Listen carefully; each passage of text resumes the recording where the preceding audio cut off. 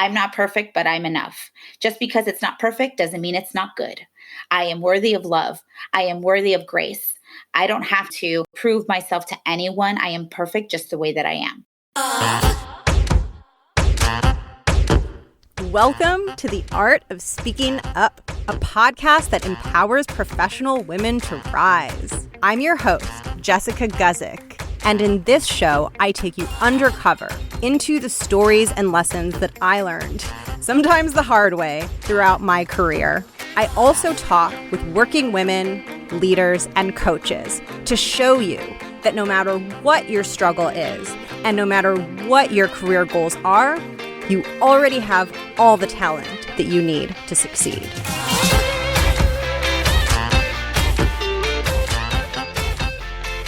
Welcome to the show. Thank you so much for tuning in. It is so good to have you here, and I have been very, very excited to share today's conversation with you because the insights and the advice that today's guest shared really blew me away, and I found so helpful to my own life and my own challenges.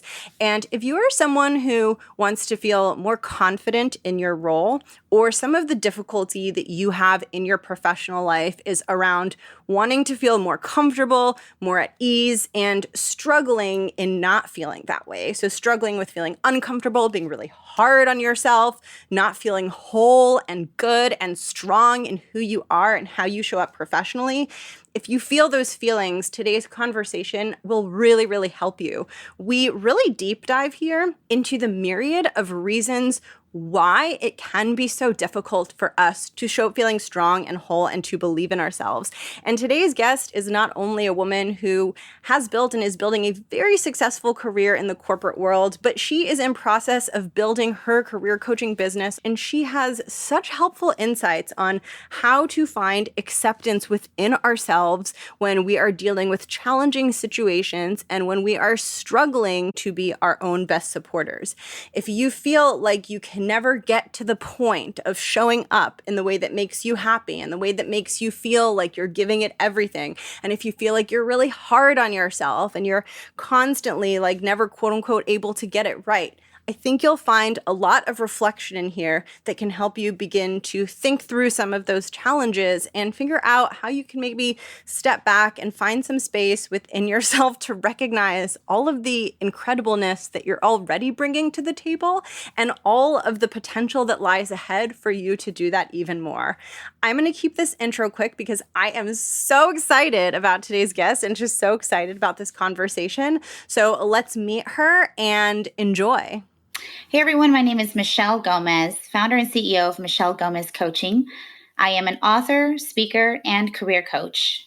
Aside from that, I'm also a mom, a wife, and first generation Latina American out here trying to impact the world in any way that I can.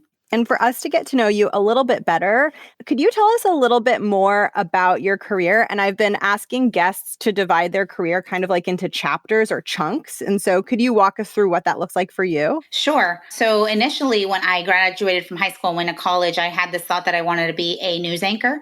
So I did my general ed type stuff, and then I eventually transferred out into a Academy of Radio and Television. So I completed that coursework, and as many people have experienced, I'm sure, when I got to the end of my coursework, I realized I didn't want to do that work. It was just not for me anymore. So I just decided to transition into business and proceeded with a business degree. While I pursued my bachelor's degree in business management, I fell into the logistics and supply chain industry by chance. I was placed there by a staffing agency, and 20 years later, I was still in the industry and just sort of grown in that space. As a woman, as a minority, in a male-dominated industry like that, it was quite a journey. I consider myself a corporate entrepreneur. I still have a full-time corporate job, and I have a business that I launched a year ago. So I'm doing both. Oh, that's incredible.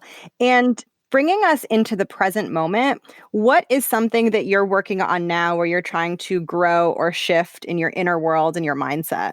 You know, I really am trying to get over two things. I think the biggest one is I think I'm like anyone, I'm human, and I struggle with fear, right? Anything that I can't control, it taps into a level of space of fear in me that I still need to master consistently. I do practice mindfulness and journaling, meditation. I practice affirmations and stuff. So I make sure that I carry a spiritual armor within me to help change that internal dialogue. But it's still something I struggle with today, right? And so I've learned to address that anxiety. It's a fear-based anxiety. I've learned to address that in a way that helps me work through the worst case scenarios so that I realize that in the end, it's not, the sky's not falling. It's going to be okay. Right. So that's fear, number one. And number two, I'm a very vulnerable and open person when it comes to connecting with my community and things of that nature. But I still struggle with physical, and intellectual insecurities to this day. I still like, well, maybe I shouldn't go do this until I lose 20 pounds, or maybe I should I shouldn't transition into this space of the business until I become certified, things like that. And it's like, I have a bachelor's degree in business management. I have a master's degree in business administration. I'm an award-winning author and career coach. I've really done a lot of work, and I tend to have to coach myself. Just like I coach others, I have to coach myself like, you know what? You're okay. You're worthy. You've done enough. It's time for you to now pour into the world all this brilliant knowledge that you've attained. Oh, what a fascinating answer. I need to go back to you mentioning fear and control.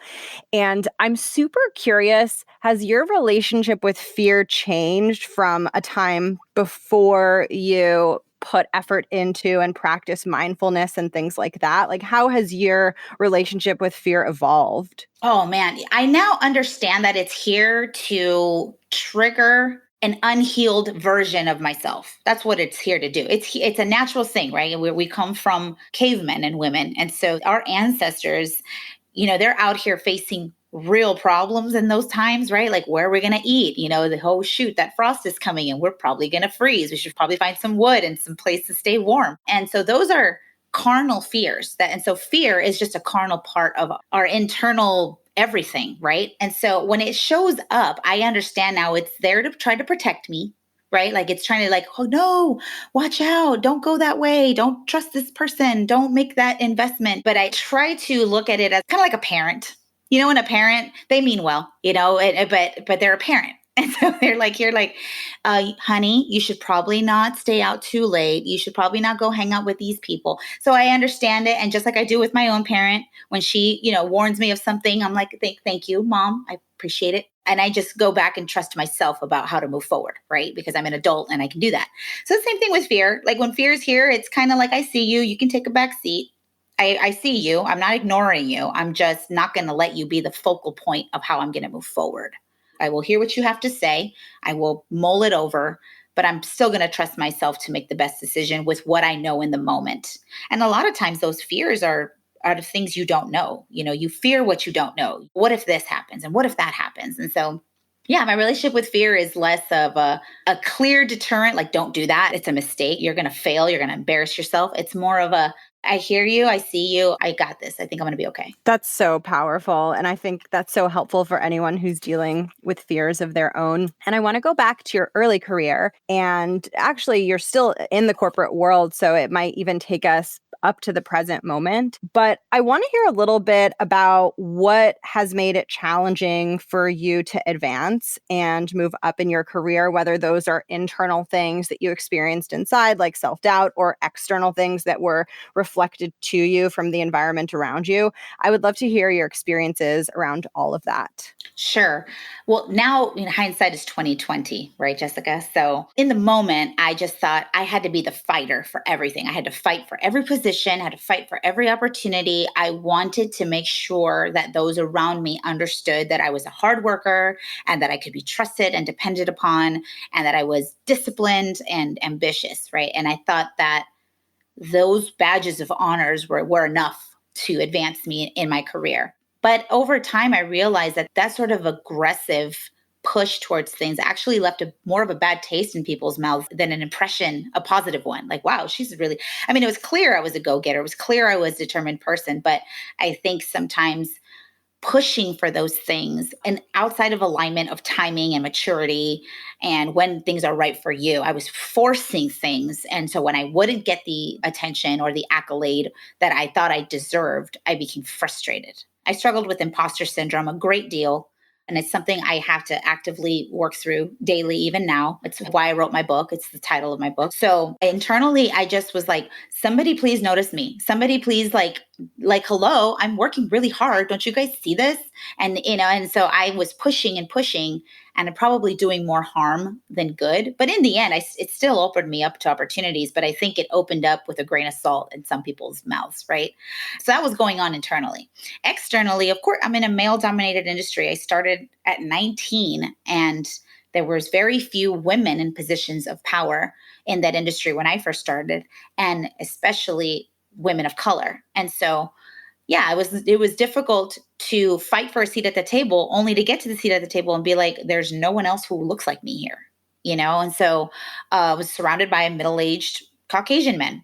That was and I experienced a lot of the things like male chauvinists, sexist jokes. One time somebody asked me for coffee as if I'm the receptionist or like the hostess or something. And it's like, no, I was invited to this meeting because I was asked to be a part of this discussion, or I'm doing the presentation. Actually, I'm the presenter today, those kind of things. So I kick myself now because I was pushing so hard and I wanted it so bad. I wanted the next levels of success. I wasn't strong enough. I was strong enough to push, but wasn't strong enough to say that I had boundaries. Like, I don't appreciate those comments, or I don't like that you just made that joke. That you just did was really inappropriate. I wasn't strong enough in my femininity just yet because I thought I needed to be manly and masculine to be successful in this industry. I'm so glad to report that today that has shifted quite a bit in this industry. So it's really great. Yeah, it's so interesting because what you're talking about really reminds me of this shift in authenticity that I experienced that was also connected to personal power, because it's sort of like that version that's like pushing, pushing, pushing, being so nice, always trying to make people happy. It's not an authentic version. It's kind of like a fear-based version that is just trying so hard and so afraid that things won't go well. And so it's like a grasp for control. But when you can get into the more authentic flow of who you are, you can have that big impact without pushing because you have a natural fuel and it feels good. So rather than pushing, you almost have like momentum, like you're rolling down a hill and it's fun. And then you can also be stronger in those situations and be more true to who you are and speak your truth rather than being so focused on making everybody around you happy. Absolutely. And it's one of the reasons why I love empowering women, because I have found through my work that when you really, because masculine and feminine energy both have great and dual purposes, right? But I find that once you activate that feminine energy, sometimes you have a level of abundance, like an openness and acceptance that's within flow of your energy. And when your brilliance and your innate zones of genius, your talents, your gifts are in alignment with that abundance as it shows up, it's really beautiful. It's like, wow, I guess it's nice to look around and say, I worked really hard for this, and give yourself credit.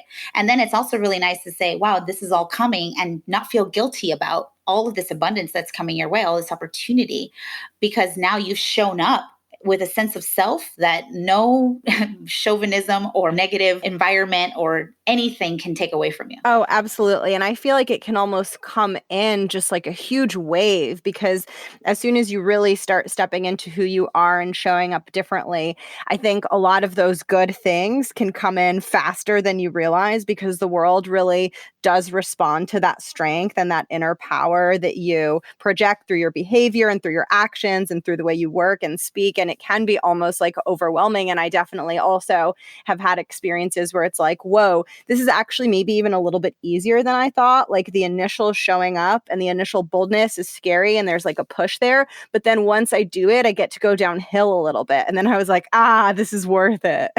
Totally, right? It's really beautiful. I think there's something to be said about a woman who really just knows who she is and shows up super fulfilled, right? It's really nice. Absolutely. And I think also, though, like when we're not at that place, I think we have to be pretty gentle with ourselves, because I know for me, and I'm sure for so many women, like a lot of times when we're not at that place, it's because of all this conditioning and all these confusing messages about what it means to be a woman that we're all sorting out. And so it's kind of like having the self-compassion when you feel like you're not quite there and just being patient. Absolutely. You got to be gentle with yourself. It's so key because already the outside world is throwing all this negative banter at us and judging our size, our height, our color, our everything, and our mothering, our sisterhoods, our money, our education. I mean, we're already being sized up from the outside world in so many ways. So we really have to make sure we don't internalize that and make it a part of how we speak to ourselves and about ourselves. Absolutely. And all of those like quote unquote non-professional struggles that women have, whether it's body image or confidence in situations outside of work or many different things, these all speak to our identity, our core sense of self. And so even though they're not necessarily like directly touching some of our professional challenges, I think all of these things that women face and experience in all different ways, depending on who they are, come into play. And it is part of our experience. And I'm glad that you said that, and also that you spoke about some of your own challenges there, because that's a really real thing that isn't talked about often. And I think it's just often difficult for us to just feel peaceful and okay and powerful in who we are. And I think sometimes we forget that and we expect so much of ourselves. Absolutely. It's true. It's actually one of the driving forces of the imposter syndrome. Yeah, it makes so much sense. And speaking of imposter syndrome, I want to talk a little bit about some of the coaching you do. And I specifically want to get your advice on what you would say to women out there who are ambitious and want to progress in their careers and advocate for themselves and move up, but who really struggle with self-doubt and fears that maybe they're not really good enough. What would you want them to know, or what would you want to share with them? I believe, Jessica, that there's power in calling something out within ourselves. I think sometimes we run away so much from the truths of our internal dialogue. We want to quiet those negative thoughts and negative patterns that we think the best way to do that is to get super busy. Just be busy on the go, overcommitted, and showing that if you are this overworked, over scheduled woman, that you don't have to sit in quiet spaces. And in those quiet spaces is where you'll find what really needs to be healed, right? And so, but unfortunately for many of us, when we don't know how to sit in those quiet times, we don't want to listen to what's happening inside, so we numb. And we numb with different things: alcohol, sex, shopping, gambling, you name it. Working could be a way of numbing. Honestly, it's one of the ways that many women who are very ambitious, they're like, well, if I'm not working 24/7, then I'm never going to reach my dreams, and I'm not really fully deserving of whatever success is coming. So I have to be overworked. This is my badge of honor, right? So what I would tell women that are struggling with advocating for themselves and wanting to pursue their ambitions without that sense of inner guilt is to sit down in a quiet space and practice simple journaling. And I mean simple. I don't expect someone to write a dissertation. I would just invite you to write down exactly what you're thinking. Let your internal dialogue spill out of you and put it on paper, and then go back and read it. And if you start to read what she has to say, I think you'll find like, wow, this is some devastating stuff. We need to fix this. Like, this can't be how I mean, and we do it, right? Like, if I were to talk to someone and say, if you look in the mirror, what do you say to yourself? And the things that she says to herself can be so devastating and so tremendously debilitating that it's no wonder that you can't even look someone in the eye and say, I deserve this promotion, or I deserve this flexibility, or I deserve this pay. It's very hard if you can't even look in the mirror and say you deserve anything. So I would definitely encourage simple journaling to start. I know meditation is really hard to break into if you've never done it, but even just being quiet enough for 5 to 10 minutes in the morning to listen to your stuff, right? To just download something, listen to what your internal voice says, and you'll see what needs to be changed. And one of the ways that I do that with the women that I am so blessed and fortunate to work with is calling out their internal imposter syndrome. Because imposter syndrome has 5 competency types, in my book, we talk about what's called the UConn, your unique cocktail of needs. So once we determine what your needs are, it then helps highlight what you deem as competent.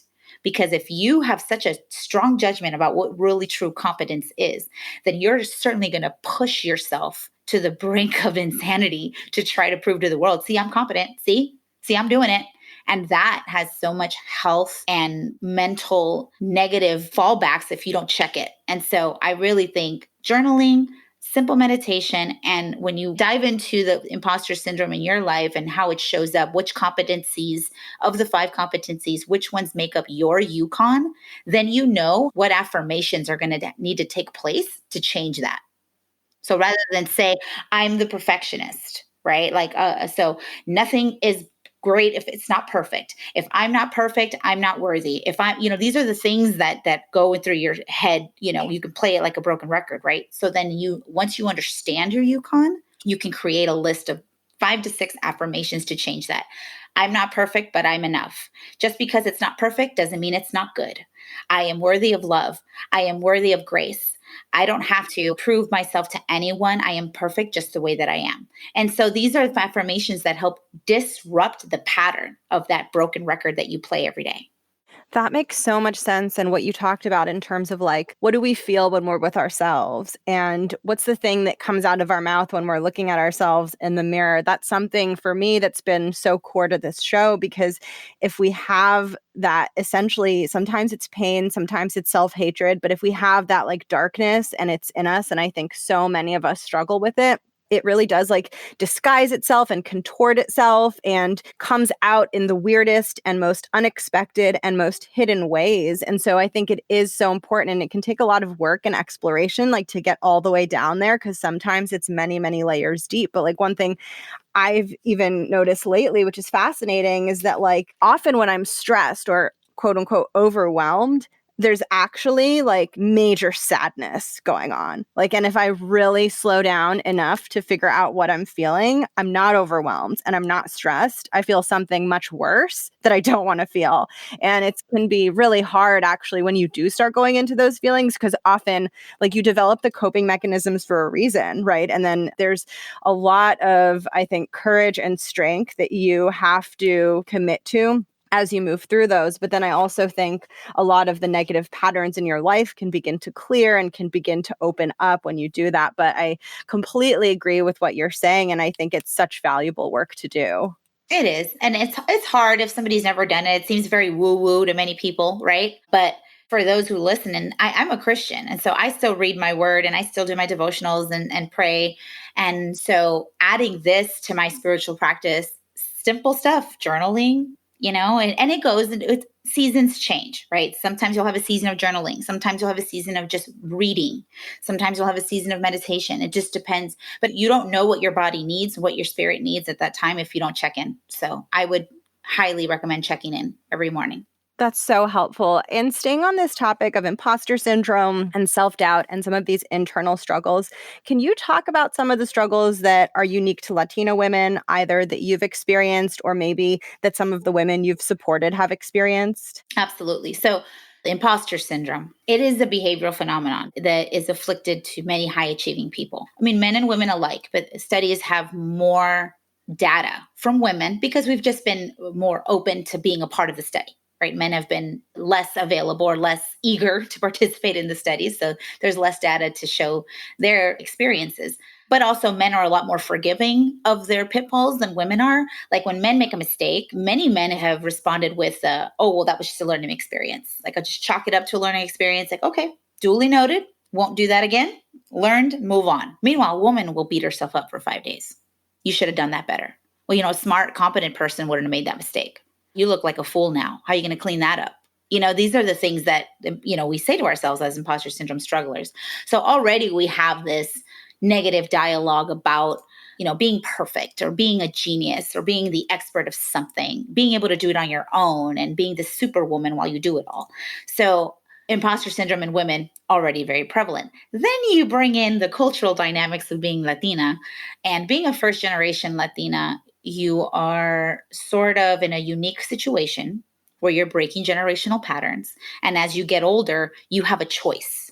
You either stay in tradition and do as expected, or if you have a pull to do something more, you have an ambition, you have a drive, and you have more than anything as a first generation Latina American, opportunity. I was born here. So I have access to education. I have access to benefits, access to opportunity that maybe my mom didn't have when she first came here. So it's the decision. It's like, do I take advantage of these amazing opportunities that I have set before me? I mean, I have the drive and the ambition to do it.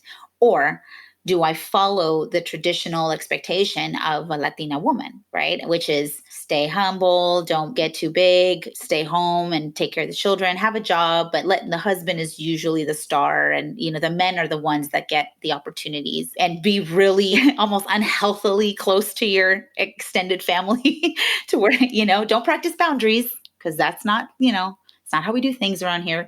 And so, yeah, it's very difficult to be this ambitious, strong, determined woman in a country where those opportunities are allotted to you if you take advantage of them. But then how is this going to impact your traditional expectations of you? Right. So yeah, it's been hard. It's been hard to break into the corporate structure and be able to leverage your education as valuable, because it's like, well, you still go in and you're as a Latina, you're taught just take what you can get, be happy. If you advocate for more, it appears ungrateful. And don't work too much, because if you overwork, when are you going to start having children? Or once you have children, you're going to have to slow down your working because you need to raise the kids, right? Your husband should come home to a clean house and cooked food every day, cooked by you, and laundry done by you. And, the woman does it all. And so it's very hard as a Latina to decide to take advantage of these opportunities without judgment. And I'm talking about everything, Jessica. Like when you meet a Latina who's in her 30s and hasn't had children, and ask her about the judgment that she's experienced from her community, from her family, or Latina that has been divorced, or Latina who's decided to move away from her family. My family lives in California, but I moved to New York, and that kind of thing, right? It's very hard to break those generational expectations while still taking full advantage of all this amazing opportunity we have in this country. So when I do meet a Latina who's like, I want all of this, I just don't know how to do it without feeling guilty, because my heart, my internal programming that I've got since I was a child is that to push and advocate for more, to ask for more, to have everything, have the husband, the house, and the kids, and still want more, there is a level of guilt. And so I understand that. And to go even deeper, can you talk a little bit just about the intersection of femininity and one's professional identity, and then also perhaps one's identity as a Latina woman? Yeah, well, that's the thing. It seems that the more ambitious and successful that she is, the community just assumes that that strips away levels of her femininity. Like, well, if you're ambitious and you're strong and you're the boss and you make good money and you're educated, you're considered more masculine. And so you lose your femininity, because a feminine woman is the one who sits back, doesn't make a lot of noise, takes care of the children, is happy just being this humble, subservient person, right? And so, yeah, losing your femininity, for it to be side by side with being ambitious and successful, it's a hard pill to swallow, right? And so that's why I do love being around firms, organizations, clubs, associations that empower education, entrepreneurship, position influencers, position people, when more women in positions of power, and to be able to show not just the success, but the imagery of these successful women also having good marriages and happy children. It's hard. It's tremendously hard. I'm married with 2 children. It is difficult. It really is, but it's possible. But it's just going to take a shift, a shift in things like, you don't have to cook every dish. You don't have to cook every meal. Like, get some help, ask for help. If you're ambitious and you're running a business, or you have a high powered corporate job and you have 2 kids, it's okay to ask for things like, hey, boss, on Tuesdays and Thursdays, I need to be out of here by 2:30 because my kid is in soccer and I would like to take her. Or I need a certain salary, because if you want me to do the job well, I need to support at home to make sure that I'm available when you need me. Hey, husband, I realize you work, I work too. So here's what I'm thinking. Let's hire a cleaning lady to come in every other week and just take care of the house, and we'll just upkeep. It would just helped me in my frame of mind to know that my house is clean, it's taken care of, and we could have our groceries delivered. Like there's things that you can do to balance out and create a work-life dynamic so that your family is taken care of, you're fulfilled, and you're doing well in your job or in your business. But it just takes the shift of not making yourself be the only person with your two hands to do everything. Yeah, absolutely. And one more question before we move into the next section. Can you talk a little bit about how familial issues or familial dynamics can play out in the workplace and what you've seen in the work that you do? This is a tough This is a tough question, Jessica, because I think it's actually one of the things that has been on my heart for the possible content of my next book. Daddyless daughters in corporate structure. I have been guilty of it. My father was not present in my life. And when you're a super ambitious woman, right? Super ambitious young lady, you you want your dad to be proud of you. You want your dad to like give you a pat in the back. There you go, slugger. That's awesome. Good for you, Mika. I'm so proud of you. And so when you don't have that, you look for that validation in other men, whether you're dating or whether you're in a job. And I was guilty of leaning on my bosses as sort of these father figures to make me feel like I was doing a good job. I needed a gold star. I needed him to know that he can depend on me, and I needed him to respect me and my intelligence and my work ethic. And I just wanted to make my dad proud. And so I seen that dynamic play out in other spaces as well, where women, ambitious women who don't have necessarily a healthy relationship with their fathers, can sort of develop that dynamic with their bosses. So that's one way that I've seen it. Women who have difficult relationships with their mothers have a difficulty connecting to other women, and especially women in leadership roles.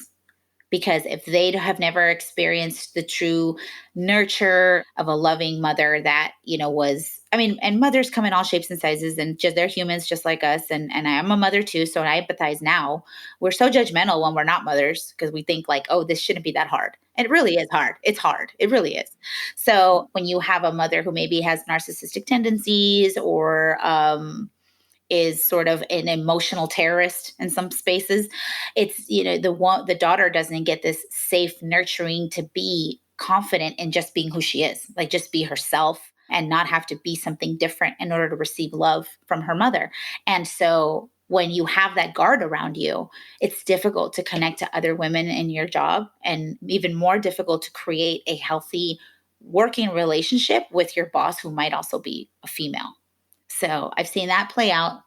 I've also seen young women who have difficult relationships with their sisters have a difficulty creating a sisterhood or a connection or like a tribe at the office. I mean, if they have a difficulty doing it in their life, it's of course in the office, it's going to be even more difficult because she's spending 8 to 10 hours a day there. So I have seen that dynamic play out when it comes to the people that they work with. Now, as far as ambition and pursuing like higher paying jobs or pursuing promotions, things like that, they question how this is going to be accepted by their family.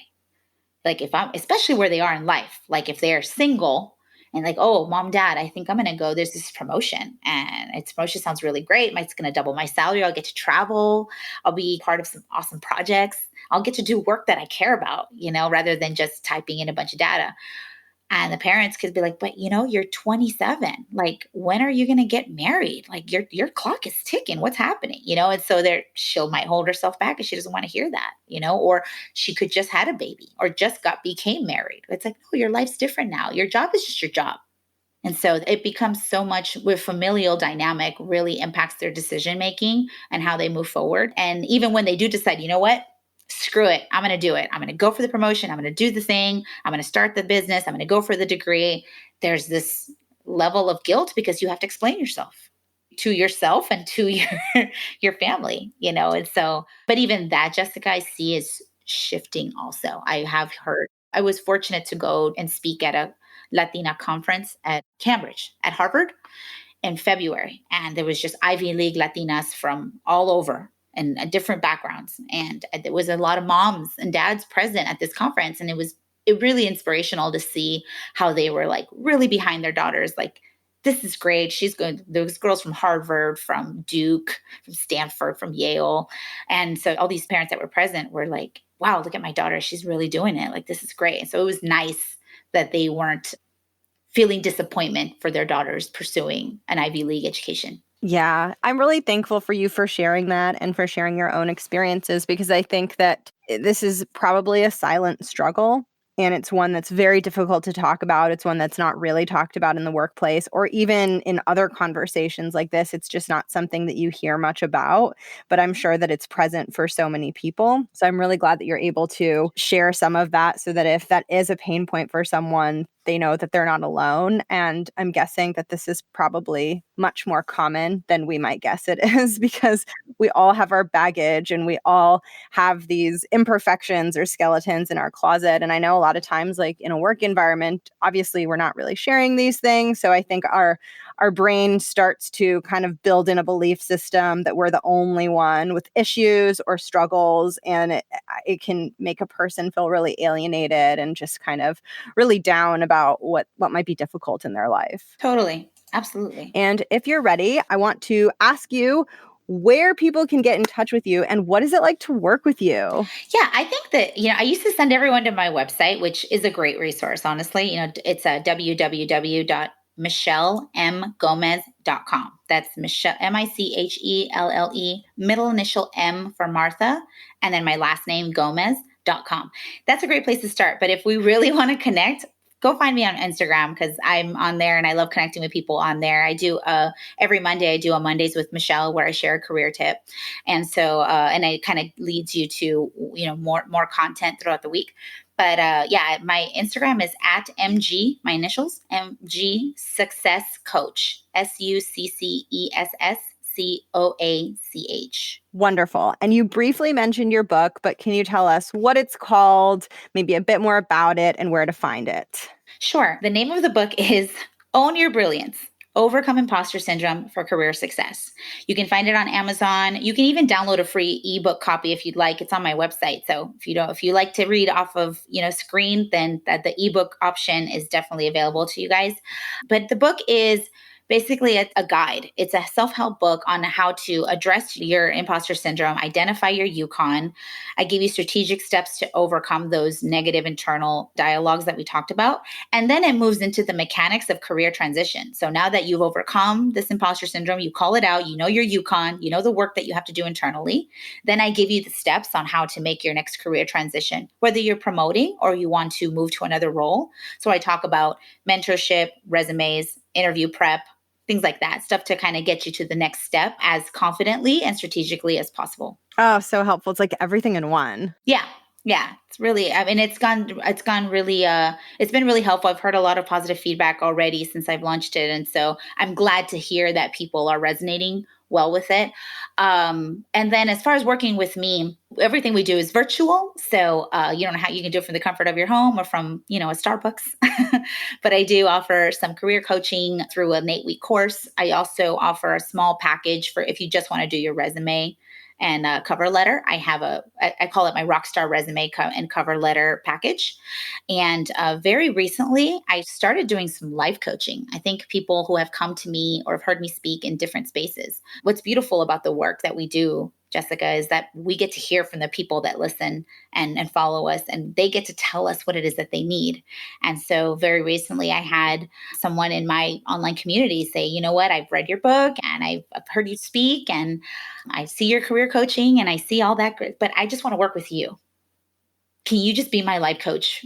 Can you just put something together? So I listened and I put together a package, and it's really great to connect with people on their level and just be able to help them break through any sort of negative thought patterns or address any emotional or psychological blocks that are keeping them from their next level. Because a lot of these women that have asked for this are very accomplished. Oh my gosh, like educated MBAs, killing it in the corporate structure, that there's something else that they're not addressing, whether it be their love life or their health, or they don't have great friendships, or they have really bad family dynamics, bad habits, and so I'm happy to create something for those people. So that's what I've done. And it's very new, very recent. Wonderful. And I'll link all of your information in the show notes. With that, I'm now going to move us into my very favorite part of the interview, which is the closing questions. The first of the two closing questions is about the title of the show. The show is called The Art of Speaking Up. And I love to ask every guest what that means to them and why it's important to them. Speaking up has been a huge part, I think, for women in general in this space. I mean, women who are, whether you're elevating your corporate experience, whether you're trying to create a work life dynamic where you can thrive at work and at home at the same time, speaking your pain and the things that you need. I think speaking up is such an empowering thing to do. We don't do it enough, I don't think. But we just have to get over how this is going to affect or irritate or bother anybody else. You know, you need to be able to speak your truth and do it diplomatically. Unfortunately, we're in a world right now where the more aggressive or abrasive or empowering a woman speaks, it tends to scare people. It tends to turn people away. And so we still have to figure out a delicate dynamic of being able to say exactly what you want and clearly and confidently, but being able to speak it with grace and love and consideration of the listener, right? But I think the art of speaking up is something that will open up so many doors for you as long as you're willing to understand two things. Number one, what you have to say matters. So don't speak just to speak. Think about what you're going to say and make sure that you make your point across. Be clear and be direct without losing your sense of grace. Thank you so much. And I'm now going to ask you the final question. The final question was inspired by the same thing that inspired the show. So I started the show because I had a tough time in my early career. I was struggling with confidence. I was feeling overwhelmed. I didn't have mentors. I just needed help, and I needed someone to tell me everything was going to be okay. And I needed someone to help me find where my inner power was hiding. It was hiding so many layers deep. And so I love to give this space to the guest to share anything that they might want to share in case there's someone out there who's in that position who either needs some encouragement or some empowerment or some positive words. And so I'll turn it over to you to share whatever is important to you. So when I started doing the internal work to move forward, I leaned on books. I'm an avid reader. It's hence why I wrote a book. I always wanted to be an author at some point, but I love books and I love mastery, self-mastery. So I started to read books by like Don Miguel Ruiz, Iyanla Van Zandt, Brene Brown, Sheryl Sandberg. And as these thought leaders were breaking down everything I was feeling and thinking and rebuilding me up again with a sense of self-trust, I really leaned on them. These were like my life coaches and they didn't know. People like Oprah Winfrey, Mel Robbins, Tony Robbins, Vanessa Van Edwards. These are people that have poured into me in my journey and still too. Like right now I'm reading Sherry Salata. She wrote a book called The Beautiful No. And so anytime I can read something new and really dive into my perspective as a person to help me show up as the best version of myself for the people that I'm here to serve and the people that I'm here to raise and the people that I'm here to do life with, I really truly believe that there's such power in books. So I would ask you to really figure out what is it that I need to address first and find books that teach that space. And then I've had coaches in my own life. As a coach, you need to have coaches. So I've had business coaches, I've had intuitive coaches, I've had spiritual coaches that have worked with me in, you know, whether it's like one session or a session of 3, but it's really important to not assume you know everything. Not assume because you've read a million books or you've watched a million YouTube videos there's always something more you could learn about yourself and a different way to look at things. And so be a consistent learner of life, but never assume that you know it all. Thank you so much for coming on the show. I appreciate it. This was great. Thank you for having me, Jessica. Thank you for listening to my conversation with Michelle. She's incredible. I'm going to put all of her stuff in the show notes, her Instagram, her website. I will link to her book, which you can also find on her website, but I'll also link to it separately. Thank you for tuning in. This season has been really fun for me to put out. I've been hearing from you. It's been so cool to connect and get to know you. I really appreciate you reaching out to me and supporting the show and just letting me know what's going on with you. It's really cool, and it makes me a better creator of the show because I feel more connected to you. So thank you. Next week is Thanksgiving. And the only thing that should really be happening next week is consumption of turkey and all of the delicious things. And it is imperative that I am hyper-focused on that, and you as well, perhaps. So I won't be putting out an episode next week. It'll be a break for the holidays, but I'll be back the week after. So you can always catch up on old episodes, dive back into the archives of season 1 and season 2 and get caught up if you're looking for more content. And if not, then I'll catch you in a couple weeks. I hope you're doing great. I hope your holiday is relaxing and delicious. I'm very excited, and I'll catch you soon. Bye.